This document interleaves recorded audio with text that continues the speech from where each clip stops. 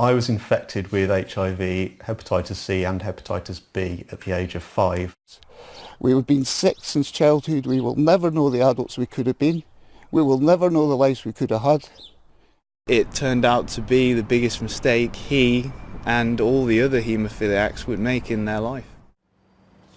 Thousands of lives lost, thousands more blighted. The greatest disaster to beset the NHS. 30 years on, the survivors will get their inquiry.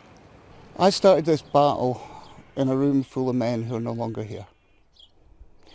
They have died horrible deaths. There is nothing nice about dying from liver disease. Some of them have died deaths that I wouldn't have wished on my worst enemy.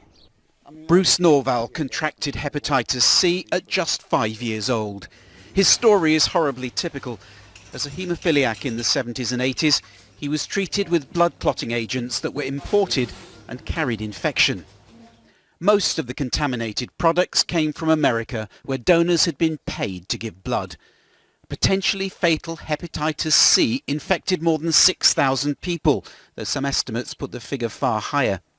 While HIV has affected more than 1,500 patients, in total leading to the deaths of more than 2,400 people. The victims and their families have suffered pain and hardship, and they deserve answers, and the inquiry that I've announced today will give them those answers, so they will know why this happened, how it happened. This was an appalling tragedy and it should never have happened. Baby Jason, 4 days old. One of those who died was Jonathan Evans, whose son Jason says it's time to end the secrecy that surrounded this tragedy.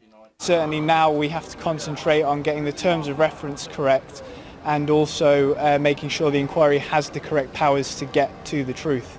This is quite simply the worst peacetime disaster that nobody talks about. Andy Evans was 5 when he contracted hepatitis C as a result of contaminated blood. He was later diagnosed with HIV and has campaigned for this day ever since. This is the last chance we're going to have, we feel. If this doesn't get to the truth, I don't think there's really any fight left in anybody anymore. The drugs that keep Andy Evans alive today have painful side effects, but he is desperate to see justice, even if it's already taken far too long.